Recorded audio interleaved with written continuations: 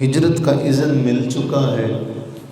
صحابہ کرام علیہم رضوان مدینہ طیبہ کے لیے روانہ ہو چکے ہیں۔ یہاں کل ہم نے جو آخر میں پڑھا تھا، قریش اس بات کی کفار مکہ، قریش سے مراد کفار مکہ اس بات کی منصوبہ بندی کر چکے ہیں کہ کسی صورت رسول اللہ صلی اللہ علیہ وآلہ وبارک وسلم کو مکہ معظمہ سے نکلنے نہیں دینا۔ 100 جوان صاحب سید الورا قاضی عبدالدائم دائم نے لکھا، 100 افراد اس بات کے لیے تیار ہیں کہ رسول اللہ صلی اللہ علیہ وآلہ وبارک وسلم کے گھر کا محاصرہ کر لیا جائے۔ یہاں اللہ تعالیٰ کی وہ قدرت ہمیں کار فرما نظر آتی ہے، جاکو رکھے سائیاں مار سکے ناکائے۔ قرآن کریم بڑا حسین ایک جملہ ارشاد فرماتا ہے، یریدون ان یطفئوا نور اللہ بافواہہم ویأبی اللہ الا ان یتم نورہ ولو کرہ الکافرون۔ یہ چاہتے ہیں کہ اللہ کے نور کو اپنی منہ کی پھونکوں سے بجھا دیں۔ اللہ تعالیٰ اس کا انکار کرتا ہے اور وہ ایسا ہونے نہیں دے گا، چاہے کافروں کو برا ہی کیوں نہ لگے۔ کیوں؟ اس نے اپنے رسول کو بھیجا اس لیے ہے تاکہ اس کو غالب کرے تمام ادیان، چاہے مشرکوں کو برا کیوں نہ لگے۔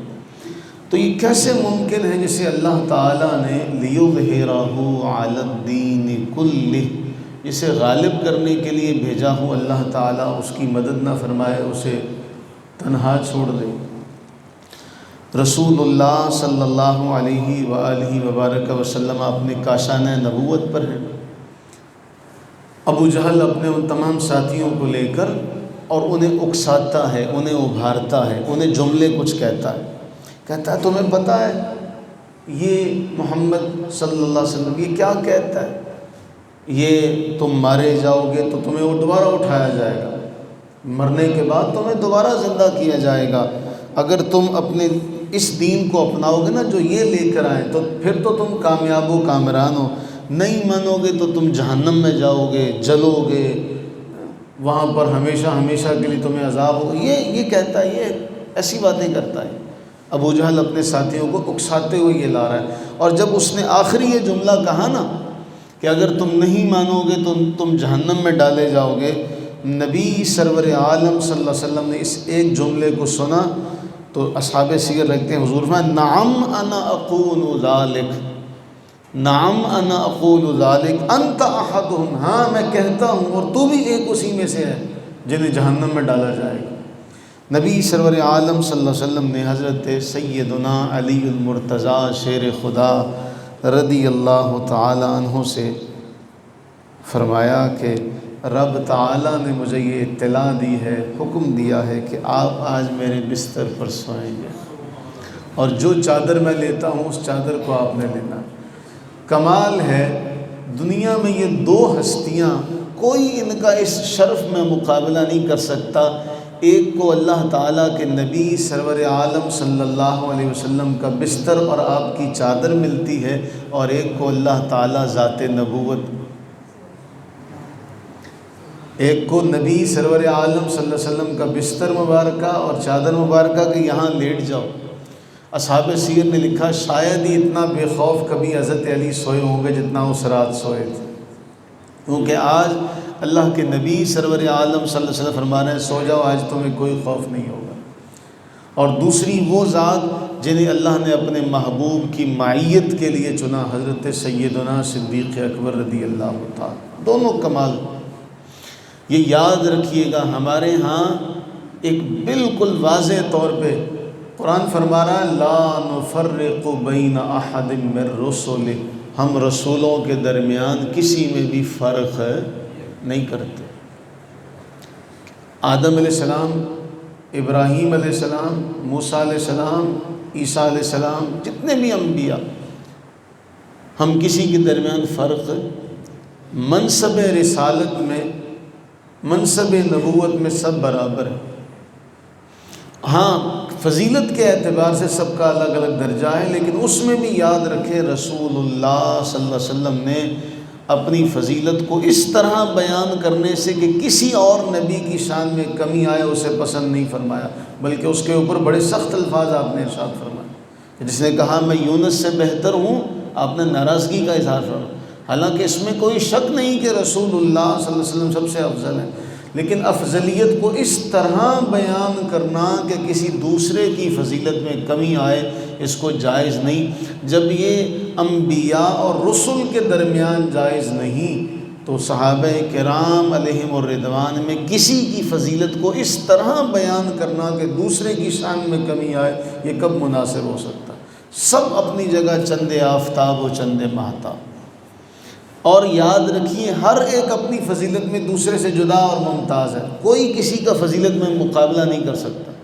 یعنی آپ دیکھیں کہ ہر صحابی کو اللہ کے نبی نے جو مقام عطا فرمایا وہ اپنی فضیلت میں دوسرے سے جدا نظر آتا ہے۔ آپ اس سے یہ اندازہ کبھی نہیں لگا سکتے کہ فلاں زیادہ ہے یا فلاں کم ہے۔ یہ جو کم والی نسبت ہے نا، اس میں ذہن میں رکھیے۔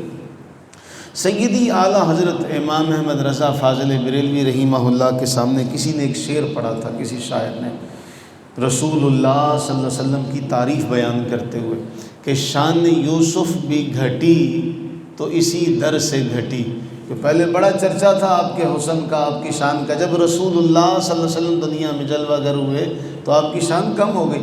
فرمایا نا نا نا نا نا، یوں نہ پڑھو بلکہ یوں پڑھو شان یوسف بھی بڑھی تو اسی در سے بڑھی۔ اس کی فوراً اصلاح کی کہ نہیں، شان بیان کرنے کا بھی ایک طریقہ ہے کہ کسی دوسرے کی شان میں توہین اور تنقیص لازم نہ آئے۔ ہم صحابہ میں اس طرح کا معاملہ ہو رہا ہے کہ تقابل کی فضا قائم کرتے ہیں، بتاؤ مولا علی افضل ہے، حضرت صدیق اکبر افضل ہے، اس میں کوئی شک شبہ نہیں۔ اہل سنت کا متفقہ عقیدہ ہے انبیاء کرام علیہ السلام کے بعد سب سے زیادہ افضلیت اگر بشر میں کسی شخصیت کو ہے تو وہ حضرت سیدنا ابو بکر صدیق رضی اللہ تعالیٰ عنہ کو ہے۔ لیکن تقابل نہیں کرنا کبھی کسی کے ساتھ۔ کیوں؟ کسی اور کی شان میں، کسی اور صحابی، کسی بھی صحابی کی شان میں کمی آئے، یہ ہمارے عقیدے کی تعلیم کے خلاف۔ بہرطور نبی سرور عالم صلی اللہ علیہ وسلم فرمائیں نم علی فراشی، اے علی میرے بستر پر لیٹ جاؤ، وتصبج ببردی ھذا الحضرمیہ، یہ میری حضرمی سبز رنگ کی چادر اوڑھو، سو جاؤ۔ فإنہ لن یخلص الیک شیئا، کوئی شے تمہیں کچھ نہیں کر سکتی، تمہیں کسی چیز کا خوف نہیں ہونا چاہیے۔ حضور علیہ السلام نے اپنے بستر پر لیٹایا۔ حضرت علی المرتضیٰ شیر خدا رضی اللہ تعالیٰ عنہ حضور کی چادر مبارک لے کر لیٹے۔ حکم ہوا کہ جو امانتیں ہیں نا وہ ان کے مالکوں کے سپرد کر کے آنا۔ انتہا شریعت مطہرہ کے پاس کی یہ ہے کہ وہی لوگ حملہ کرنے کے لیے آ رہے ہیں، انہی لوگوں کی امانتیں آپ کے پاس ہیں، اس کے باوجود فرماتے ہیں یہ امانتیں ان کے اہل کے سپرد کرنا اور پھر تم آنا۔ رسول اللہ صلی اللہ علیہ وآلہ وبارک وسلم نے یہ فرمایا اب یہ لوگ سارے گھیرا ڈال کے بیٹھے، رات کا پہر شروع ہو چکا، 100 جوان بہادر اپنے اپنے قبیلے کے تلواریں لیے باہر کھڑے ہیں، آپس میں بات چیت شروع ہو جاتی ہے۔ اندر رسول اللہ صلی اللہ علیہ وسلم آرام فرمائے، جیسے آپ ایک کمرے میں ہوں تو باہر جو باتیں کرتا ہوں آپ کو آواز اس کی آ ہی جاتی ہے۔ اب باتیں ہو رہی ہیں۔ ابو جہل نے کہا کیا خیال ہے تمہارا کہ اگر تم ان کی پیروی کر لو گے، جو اس نے جملہ کہا میں پھر بھی اس کو ادباً آپ کے سامنے ذکر کرا، کیا خیال ہے اگر تم ان کی پیروی کر لو گے تو تم عرب و عجم کے مالک بن جاؤ گے اور تمہاری موت کے بعد تمہیں دوبارہ زندہ کیا جائے گا۔ یہ وہ اعتراض تھا جو کفار مکہ کیا کرتے تھے بنیادی طور پہ، اور آج بھی ملحدین کا یہی اعتراض ہے کہ بس یہی زندگی ہے جو ہے اس کو اچھی طرح سے جی لو، اس کے بعد کوئی زندگی نہیں۔ تو اس نے بھی یہی کہا تھا، اور آج ہمارے ہاں جو مسلمان ہیں نادان وہ بھی اسی راستے پر چل پڑے کہ جو کچھ ہے بس اسی زندگی میں ہے، جیو 4 دن عیش کر لو، لیکن یہ بھول گئے کہ اس کے بعد احکم الحاکمین کے دربار میں پیش ہونا اور پھر وہاں ہر چیز کا حساب دینا۔ کہنے لگا تمہیں اٹھایا جائے گا اور پھر ان کے بقول تمہیں باغات ملیں گے، ہر طرح کے باغات، وہاں ایسی ایسی انواع و اقسام کی نعمتیں ہوں گی، تم پیروی نہیں کرو گے تو پھر تم تباہ و برباد ہو جاؤ گے، مرنے کے بعد دوبارہ زندہ ہوگے، دہکتی ہوئی آگ میں تمہیں ڈال دیا جائے گا۔ رسول اللہ صلی اللہ علیہ وسلم اس کے یہ تمسخر بھری، یہ طنز سے بھری، استہزاء سے بھری گفتگو سن رہے تھے، لیکن آپ کو جب حکم ہوا آپ باہر تشریف لائے، ایک مٹھی مٹی کی اٹھائی، یاسین والقرآن الحکیم انک لمن المرسلین علی صراط مستقیم تنزیل العزیز الرحیم، پڑھتے جا رہے، لتنذر قوما ما انذر آباؤہم فہم غافلون۔ یاسین شریف کی تلاوت ہو رہی ہے، اور جب یہ اس آیت پر پہنچے وَجَعَلْنَا مِن بَيْنِ أَيْدِيهِمْ سَدًّا، ہم نے ان کے سامنے بھی دیوار بنا دی، وَمِن خَلْفِهِمْ سَدًّا، ان کے پیچھے بھی دیوار بنا دی، فَأَغْشَيْنَاهُمْ فَهُمْ لَا يُبْصِرُونَ، ہم نے ایسا ان پر پردہ ڈالا کہ یہ دیکھ نہیں سکتے۔ رسول اللہ صلی اللہ علیہ وآلہ وبارک وسلم نے مٹی ان کے سروں پر ڈالی، ان 100 میں سے کہتے ہیں کوئی ایک بھی ایسا نہیں تھا جس کے سر پر مٹی نہ گئی، سب کے سروں پر حضور خاک ڈالتے ہوئے انہی کے درمیان میں سے حضرت سیدنا صدیق اکبر رضی اللہ تعالیٰ عنہ کے ہمراہ نکل جاتے ہیں، انہی کے درمیان میں سے وہ 100 کے 100 کھڑے ہیں، رسول اللہ ان کے سروں پر مٹی ڈالتے ہوئے وہاں سے چل دیے بحفاظت۔ جب وہاں سے نکلے اس کے بعد کسی شخص کا گزر ہوتا، وہ پوچھتا ہے کیوں کھڑے ہو بھائی یہاں پہ؟ تو وہ کہتے ہیں تمہیں پتہ نہیں ہے ہم ان کا انتظار کر رہے ہیں، ہم محمد بن عبداللہ کا انتظار کر رہے ہیں۔ انہوں نے کہا تمہیں اللہ ذلیل و رسوا کرے، وہ تو یہاں سے جا چکا۔ کہا جا کام کر، کہاں چلے گئے؟ ہم تو یہاں کھڑے ہیں، وہ دیکھ وہ لیٹے ہوئے ہیں۔ اچھا دشمنی میں بھی وہ پتہ کس قدر خیال رکھتے تھے، کسی نے کہا کہ دیوار کیوں نہیں کود کر گئے؟ اصحاب سیر نے لکھا ہے کہ ان سے کسی نے پوچھا کہ بھی ایک سامنے تھا، دیوار کود کر کیوں نہیں گئے؟ تو وہ پتہ کیا کہتے ہیں؟ وہ کہتے ہیں کہ کہیں ایسا نہ ہو کہ لوگ ہمارے بارے میں یہ باتیں کریں کہ ہم دیواریں بھی کودنے لگ پڑے، لوگوں کی عزتوں کا بھی ہم خیال نہیں رکھتے۔ یہ کافر تھے، جن کا کافر ہوتے ہوئے بھی جن کا کوئی نہ کوئی پاس تھا، عہد تھا کہ ہم نے دیوار نہیں پھلانگنا۔ آج ہمارے ہاں ہمارے ہی محافظ جو ہیں وہ کسی کو پکڑنے کے لیے آئیں تو دیواریں پھلانگنے کے لیے بھی گریز نہیں کرتے۔ ہمارے اپنے ہو کر، ہمارے محافظ ہو کر کسی کو پکڑنا ہو تو کوئی نہ ملے دوسرے کو پکڑ کے لے جاؤ۔ شریعت مطہرہ کہتی ہے وَلَا تَزِرُ وَازِرَةٌ وِزْرَ أُخْرَىٰ، کوئی کسی دوسرے کے گناہ کا بوجھ نہیں اٹھائے گا۔ اسلامی جمہوریہ میں کلمہ گو ہوتے ہوئے کلمہ گو کو پکڑنے کے لیے آئیں تو کسی کو بھی کوئی ان کے ہاتھ لگے اس کو اٹھا کے لے جاتے۔ یہ ہے ہمارے اسلامی ملک کا قانون، ہمارا اسلامی قانون۔ وہ کافر ہیں، رسول اللہ صلی اللہ علیہ وسلم کے دشمن ہیں، لیکن اس کے باوجود باہر کھڑے ہیں، دیوار نہیں پھلانگتے کہ کہیں کل کلا کوئی ہم پر یہ انگلی نہ اٹھائے کہ ہم نے ایسا کام کیا۔ وہ دشمنی میں بھی اس قدر لحاظ رکھتے تھے، اس قدر غیرت مند تھے۔ یہ آپ کو تقابل نظر آئے گا مکہ معظمہ اور مدینہ طیبہ کے دشمنوں میں۔ رسول اللہ صلی اللہ علیہ وسلم کے دشمن جو مکہ میں تھے نا، آپ کو لگ رہا ہے جی اب آسانیاں آ گئے۔ مکہ معظمہ میں دشمن تو تھے لیکن ان میں کوئی منافق نہیں تھا۔ وہ دشمنی کرتے تھے تو جم کر ڈٹ کر کرتے تھے اور سامنے آ کر کرتے تھے، اور یہ دشمن جو ہے نا اس کا انسان کو ڈر نہیں ہوتا۔ اور وہ دشمن جو آپ کو بظاہر ملے اور آپ سے ہاتھ بھی ملائے لیکن اندر اس کے بغض ہو، آپ اس کی دشمنی کا کیسے اندازہ لگائیں گے جو آپ کے ساتھ ہوتے ہوئے بھی آپ کے ساتھ نہیں؟ اللہ تعالی ہمیں ایسے دشمنوں سے محفوظ فرمائے۔ رسول اللہ صلی اللہ علیہ وسلم جا چکے ہیں، اور کسی نے کہا تو کہنے لگے نہیں یہ کیسے ممکن ہے؟ صبح ہوئی، جب دیکھا چادر اٹھائی تو نیچے حضرت علی المرتضیٰ شیر خدا رضی اللہ تعالی، طوطے اڑ گئے، تم کہاں یہاں پہ؟ تو آپ نے میں یہاں تو میں لیٹا ہوا۔ تو رسول اللہ صلی اللہ علیہ وسلم کہاں؟ وہ تو چلے گئے۔ اب بھاگے الٹے پاؤں کہ کہاں جائیں؟ یہاں معاملہ یہ آتا ہے کہ پھر حضرت علی المرتضیٰ شیر خدا رضی اللہ تعالیٰ عنہ لوگوں کی امانتیں ان کے سپرد کی، وہ آ گئے۔ رسول اللہ صلی اللہ علیہ وسلم کے جانے کا جب پتہ چلا تو پھر حضرت صدیق اکبر کے گھر کی طرف دوڑے. پہلے حضرت علی سے پوچھا، دوسرے کہاں دوڑے؟ دشمنوں کو بھی پتہ ہے اگر کوئی رسول اللہ کے ساتھ ہے تو وہ حضرت ابو بکر ہے. ان کے گھر گئے اور جا کے پوچھا ابو بکر کہاں ہیں؟ حضرت ابو بکر کی بیٹی سیدہ اسماء رضی اللہ تعالی عنہا باہر نکلی اور اصحاب سیر نے دیکھا کہ ابو جہل نے آگے بڑھ کے آؤ دیکھا نہ تاؤ اس زور سے تھپڑ مارا کہ آپ کی جو بالی مبارکہ تھی نا وہ نیچے گر گئی تھی، کان کی بالی نیچے گر گئی. حضرت اسماء کی تھپڑ مار کے تیرا باپ کہاں ہے؟ وہ کہنے لگی مجھے تو نہیں پتہ.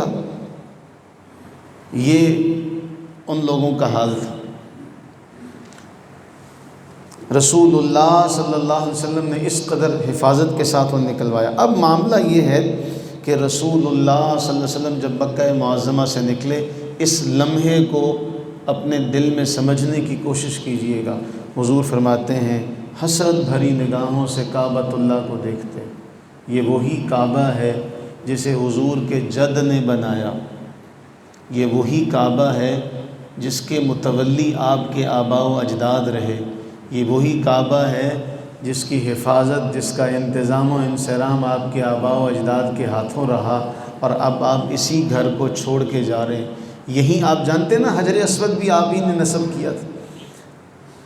اس کو آپ نے بڑی حسرت بھری نگاہوں سے دیکھا اور فرمایا واللہ انک لخیر ارض اللہ، بے شک اللہ کی قسم تو اللہ کی ساری زمین سے بڑھ کر خیر والی بھلائی والی جگہ، ساری زمینوں سے بڑھ کر خیر والی بھلائی والی.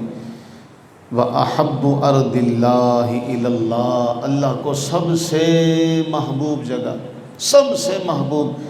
وَلَوْلَا أَنِّي أُخْرِجْتُ مِنْكِ مَا خَرَجْتُ، اللہ کی قسم اگر یہاں کے رہنے والے ایسے حالات نہ پیدا کرتے تو میں تجھے کبھی یہاں سے چھوڑ کر نہ جاتا، میں کبھی یہاں سے نہ نکلتا. حضور سرور عالم صلی اللہ علیہ وسلم کے دل کی جو کیفیت ہے وہ ان لفظوں سے صاف ظاہر ہے. اگر تیرے رہنے والے یہاں سے ایسے حالات پیدا نہ کرتے میں کبھی یہاں سے نہ نکلتا. تو اللہ کو سب سے زیادہ محبوب، سب سے زیادہ خیر والی زمین. حضور جا رہے ہیں اور حضور نے ایک دعا مانگی. اس دعا میں آپ کو نظر آئے گا کہ اللہ سے محبوب کا رشتہ اور اللہ کے نبی کیا چاہتے ہیں، ہمارا کیسا رشتہ ہونا چاہیے. الحمدللہ الذی خلقنی ولم اکو شیئا، اے اللہ تمام کی تمام تعریفیں تیرے لیے، تو نے مجھے پیدا کیا جب کہ میں کچھ بھی نہ تھا. ولم اکو شیئا، میں کچھ بھی نہ تھا جب تو نے مجھے پیدا کیا. اللہم اعنی علی حول الدنیا، اے اللہ دنیا کی ہولناکیوں سے مجھے بچا لے. وبوائق الدہر، مجھے یہ تباہ کاریوں سے مجھے بچا لے. ومصائب اللیالی والایام، یہ شب و روز کی جو مصیبتیں ہیں ان مصیبتوں سے مجھے محفوظ فرما لے. اللہم اصحبنی فی سفری، اے اللہ میرے سفر میں میرا ساتھی بن جا، اے اللہ میرے سفر میں میرا ساتھی بن جا. وخلفنی فی اہلی، میرے اہل و عیال میں میرا قائم مقام بن جا. وبارک لی فیما رزقتنی ولک فضللنی، اے اللہ تعالیٰ جو کچھ تو نے مجھے عطا کیا اس میں میرے لیے برکت ڈال دے. اپنے شرف و کمال سے مجھے عجز و نیاز کی، مجھے عاجزی کی توفیق و ہمت عطا فرما، مجھے بہترین اخلاق پر قائم فرما. اے اللہ مجھے اپنا محبوب بنا لے، مجھے اپنا محبوب بنا لے، مجھے لوگوں کے سپرد نہ کرنا. اے اللہ مجھے اپنا محبوب بنا لے، مجھے لوگوں کے سپرد نہ کرنا. اے کمزوروں، اے لاچاروں کے پروردگار، تو میرا بھی پروردگار ہے، تو میرا بھی پروردگار ہے. میں تیری ذات بابرکات کی پناہ میں آتا ہوں جس کی روشنی سے آسمان و زمین چمک رہے ہیں، جس کی برکت سے اندھیرے چھٹ رہے ہیں. تمام اولین و آخرین کے کام سنورے ہیں اور سنور رہے ہیں. اے اللہ میں تیری ناراضگی سے تیری پناہ میں آتا ہوں، میں تیری ناراضگی سے تیری پناہ میں آتا ہوں. تو مجھ سے ناراض ہو یا تیرا غضب مجھ پر نازل ہو یا تیری جو تو نے نعمت مجھے دی ہے وہ مجھ سے چھن جائے، اے اللہ ان سب باتوں سے تیری پناہ میں آتا ہوں. تیری بخشی ہوئی سلامتی کا رخ پلٹ جائے، تیرا غصہ زیادہ ہو جائے، میں ان سب سے تیری پناہ میں آتا ہوں۔ اے اللہ تیری رضا میرے لیے ہر چیز سے بڑھ کر ہے اور بہتر ہے، میرے پاس کوئی طاقت و قوت نہیں، سب قوتیں تو ہی عطا کرنے والا۔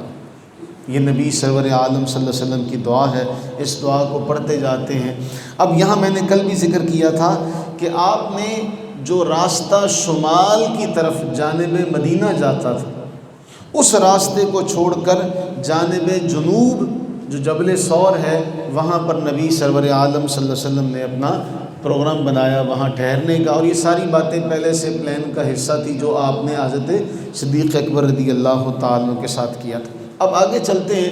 اب جب آپ غار ثور میں وہاں پر رک گئے تو کفار مکہ نے ذلت کا سامنا تو انہیں کرنا پڑا تھا کہ اب کہاں گئے، یہ 100 بندے ہیں، ہم پورے مکہ معظمہ میں ہماری ٹھیک ٹھاک بدنامی ہوگی، 100 بندے چنے ایک بندے کو نہیں پکڑ سکے تو ہم کیا منہ دکھائیں گے؟ تو وہ کبھی ادھر بھاگتے ہیں کبھی ادھر بھاگتے ہیں، کہیں دیکھیں۔ آخر کار ایک کھوجی کو لیتے۔ اس کھوجی کے بارے میں کہا جاتا ہے کہ یہ فتح مکہ کے موقع پر مسلمان ہو گئے تھے۔ اس کھوجی کا نام تھا کرز بن علقمہ۔ یہ کرز بن علقمہ اتنا ماہر کھوجی تھا کہ اسے وہ آپ کے پائے مبارک کے نشان مل گئے۔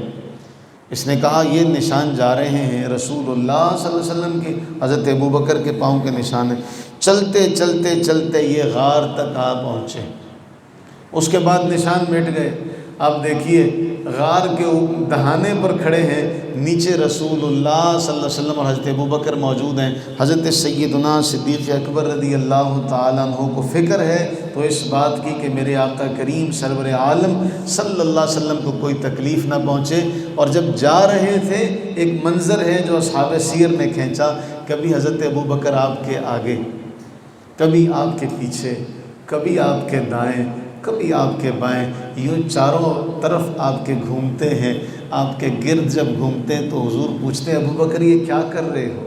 عرض کی محبوب صرف آپ کی فکر ہے، صرف مجھے آپ کی فکر ہے، کہیں ایسا نہ ہو کہ کہیں آپ کو کوئی تکلیف پہنچے، اس لیے میں آپ کے گرد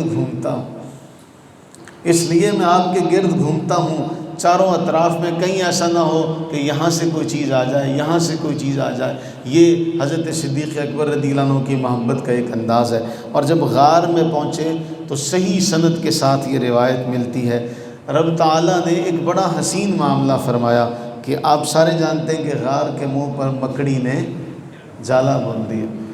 وہ جب پہنچے تو کہنے لگے یہ تو اتنا پرانا ہے، یہ تو شاید رسول اللہ صلی اللہ علیہ وسلم کے پیدا ہونے سے بھی پہلے کا، اور بنا کب تھا؟ چند لمحے پہلے وہ جال بنا، اور اس جال کے بارے میں ان کا کیا کہنا تھا؟ یہ حضور کے، یہ اس وقت حضور کی عمر مبارکہ بھلا کتنے سال ہے؟ 53 سال۔ آپ اندازہ کریں کہ اللہ نے کیسے ان کی آنکھوں پر پردہ ڈالا کہ جو جالا ہے اس جالے کے بارے میں وہ کیا کہتے ہیں؟ یہ تو 53-50 سال سے پہلے کا ہے۔ یہاں یہ ذہن میں رکھیے گا، اللہ نے قرآن کریم میں فرمایا سب سے کمزور گھر مکڑی کا ہے، اوہن البیوت لبیت العنکبوت، سب سے کمزور گھر مکڑی کا گھر ہے۔ اللہ نے کفار کے عقیدے کا ذکر کیا نا، لیکن آپ یہ دیکھیں اللہ تعالیٰ چاہے تو اسی کمزور گھر سے اپنے محبوب کریم علیہ السلام کی حفاظت کا انتظام فرماتا ہے۔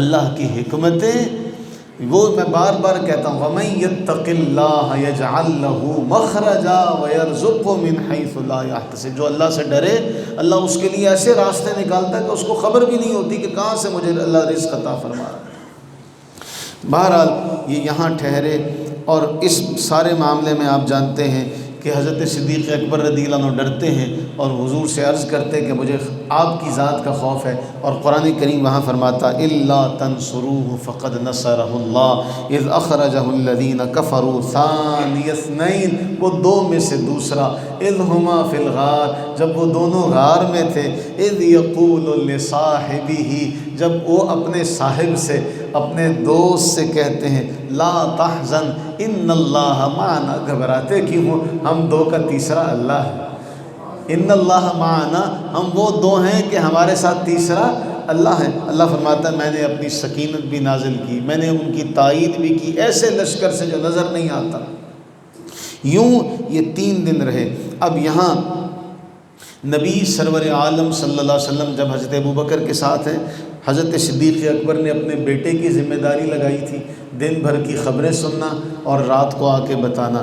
اپنے غلام کی ذمہ داری لگائی تھی بکریاں لے کر نکلنا، چراتے چراتے شام کے وقت بکریاں آگے کر دینا تاکہ ان کا دودھ دو ہو جائے گا۔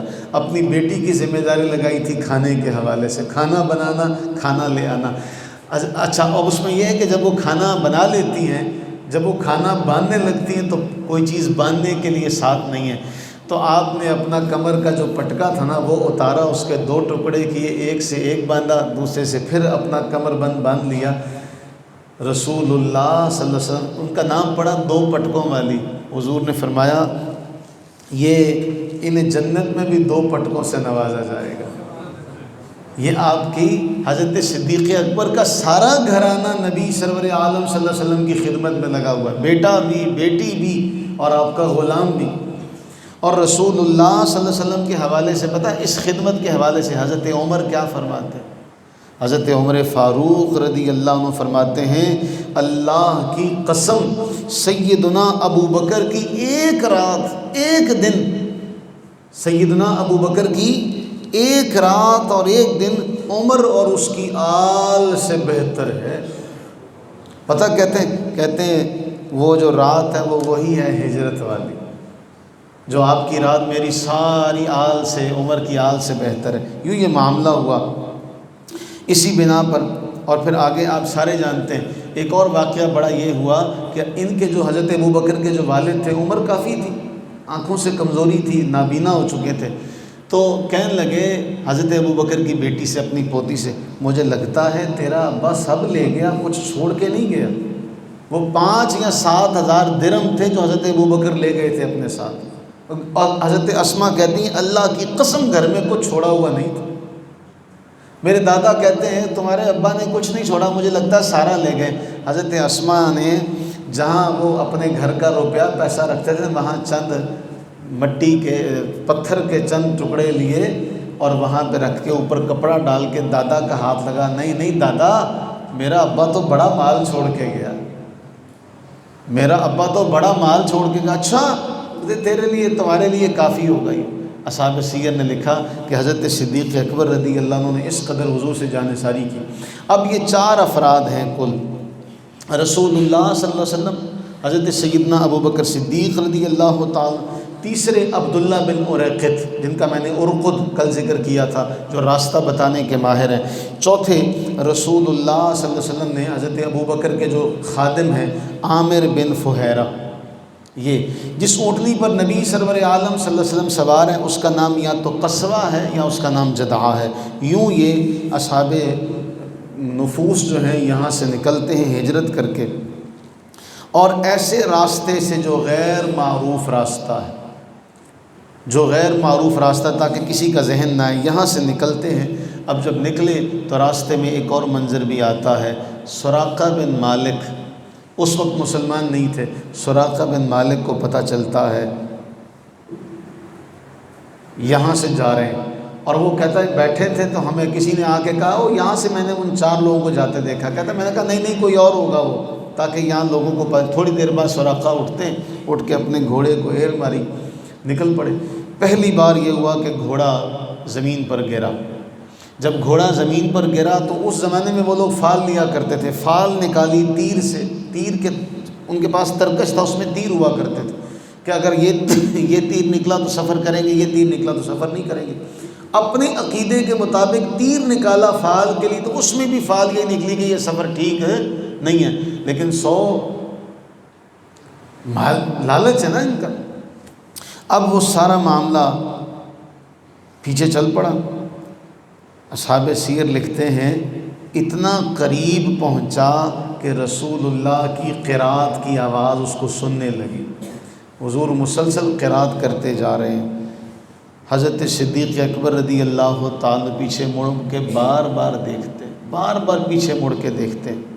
اصحاب سیر لکھتے ہیں کہ حضرت ابوبکر رونے لگ پڑے، اے ابو بکر کیوں روتے ہو؟ عرض کی یا رسول اللہ اس کی وجہ سے روتا ہوں۔ دوسری بار یہ ہوا کہ اس کا گھوڑا زمین میں نرم جگہ تھی، اس کے پاؤں دھس گئے۔ اس نے پھر گھوڑے کو ڈانٹ ڈپٹ کے پاؤں نکالے، پھر دوبارہ ترکش سے تیر نکالا، پھر دوبارہ اس کے خلاف نکلا، وہ پھر پیچھے نہ ہٹا۔ جب تیسری بار وہ آپ سرور عالم صلی اللہ علیہ وسلم کے بالکل قریب پہنچا تو اب گھوڑا بالکل زمین میں دھس گیا۔ تیسری بار ایسا ہوا، پہلی بار گھوڑا گرا تھا، دوسری بار پاؤں دھسے لیکن نکل گئے، تیسری بار جب وہ دھسا تو اب وہ نکل نہ سکا۔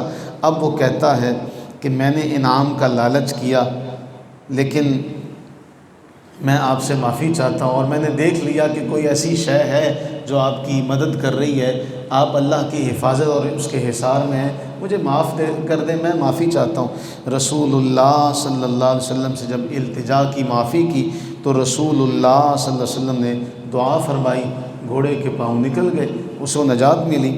تو اس نے کہا جی میں آپ کی کوئی مدد کروں، میں آپ کے کسی کام آ سکتا ہوں؟ فرمایا نہیں، ہمیں تمہاری کسی مدد کی ضرورت نہیں، نہ زاد راہ کی ضرورت ہے، نہ سواری کی ضرورت ہے، ہاں ایک کام کرنا، ہمارے بارے رازداری سے کام لینا۔ کسی کو اللہ تعالیٰ فہم و بصارت عطا کر دیتا ہے، فوراً کہتے ہیں مجھے امان لکھ دیں، مجھے امان لکھ دیں۔ رسول اللہ صلی اللہ علیہ وسلم نے عامر بن فہیرہ رضی اللہ تعالیٰ کو حکم دیا کہ اس کو امان لکھ دو۔ یوں سراقہ بن مالک کو امان لکھ دی گئی، اور آپ جب پلٹنے لگے تو حضور نے فرمایا وہ کیا وقت ہوگا سراقہ جب کسریٰ کے کنگن، اس کا کمر بند، اس کا تاج تمہارے سر پہ ہوگا۔ خود کی کیفیت کیا ہے، معاملہ اپنا کیا ہے، اور بشارت کیا دیتے ہیں کہ تو کیا منظر ہوگا جب ایسا ہوگا۔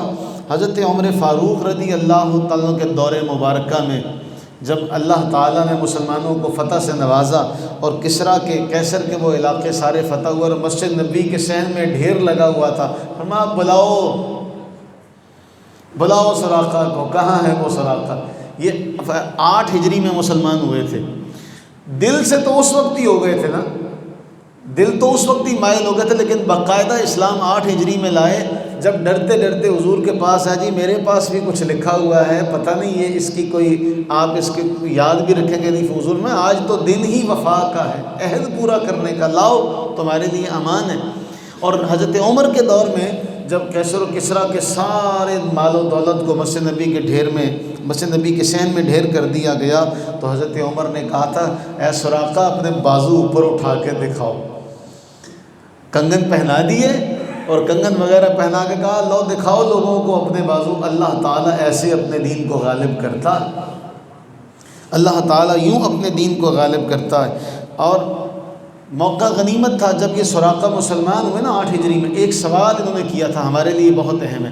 سراقہ کہتے ہیں یا رسول اللہ صلی اللہ علیہ وسلم، میں اپنے اونٹوں کو پانی پلانے کے لیے ایک جگہ پانی جمع کرتا ہوں، اپنے حوض پر میرے اونٹ پانی پیتے ہیں، ان میں کسی اور کا بھی کوئی اونٹ کبھی آ کر پانی پی لیتا ہے، اس میں بھی مجھے ثواب ملے گا؟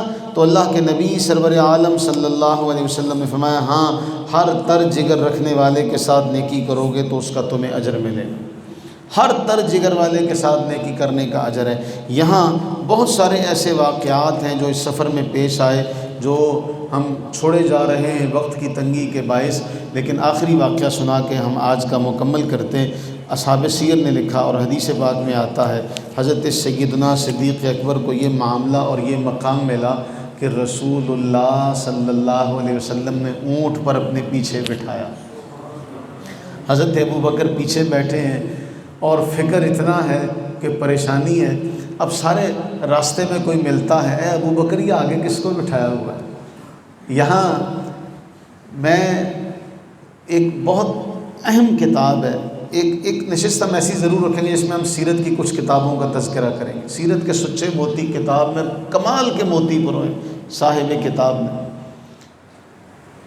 وہ کہتے ہیں کہ حضرت صدیق اکبر رضی اللہ عنہ کی داڑھی سفید ہو چکی تھی، رسول اللہ صلی اللہ علیہ وسلم کی داڑھی مبارکہ ابھی کالی تھی، تو وہ حضرت ابو بکر کو بڑی عمر کا سمجھ کے کہتے ہیں ابو بکر یہ آگے کون ہے اس کو تمہیں آگے بٹھایا ہوا؟ جانتے تھے سارے حضرت ابو بکر کو کیونکہ آپ تجارت کیا کرتے تھے، تو ہر ایک حضرت ابو بکر کو جب ملتا راستے پوچھا ابو بکر یہ کون ہے؟ تو کہتے ھذا رجل یہدینی السبیل، یہ وہ شخص ہے جو مجھے راستہ بتانے والا، یہ وہ شخص ہے جو مجھے اچھا راستہ بتانے والا۔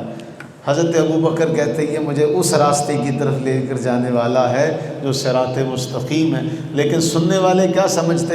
یہ اس راستے کا بتانے والا ہے۔ اور یوں چلتے چلتے رسول اللہ صلی اللہ علیہ وسلم مدینہ طیبہ پہنچے۔ دو واقعات ہیں جو ہم نے کل پڑھنے ہیں۔ میں نے سوچا تھا یہ سفر سمیٹ دیا جائے، لیکن سمیٹتے بھی آج ہمیں عشرہ پورا ہو چکا ہے۔ لیکن بعض چیزیں ایسی ہوتی ہیں جن سے ہم صرف نظر کر کے گزر جائیں تو ہمارا وہ مقصد پورا نہیں ہوتا۔ مقصد تو جاننا ہے نا رسول کریم علیہ السلام کے بارے میں۔ اور اس سفر میں ایک واقعہ یہ بھی پیش آیا تھا کہ ایک چرواہا ملا تھا، اس چرواہے کی جو اونٹنی تھی اس کو ہاتھ رکھا نبی علیہ السلام نے تو اس نے دودھ دے دیا، اس کا دودھ دہا گیا۔ اس نے جب یہ دیکھا کہ ایسی اونٹنی جو دودھ نہیں دے سکتی، جو بھی دودھ دینے کے لائق و قابل نہیں ہوئی، اس کو بھی ہاتھ لگایا تو یہ دودھ دینے والی ہو گئی۔ تو وہ چرواہا جو ہے وہ مسلمان ہوتا ہے، اور اس نے کہا جی میں آپ کے ساتھ آنا چاہتا ہوں۔ فرمایا نہیں، ابھی حالات ایسے نہیں ہیں کہ تم ہمارا ساتھ دے سکو، بعد میں آنا۔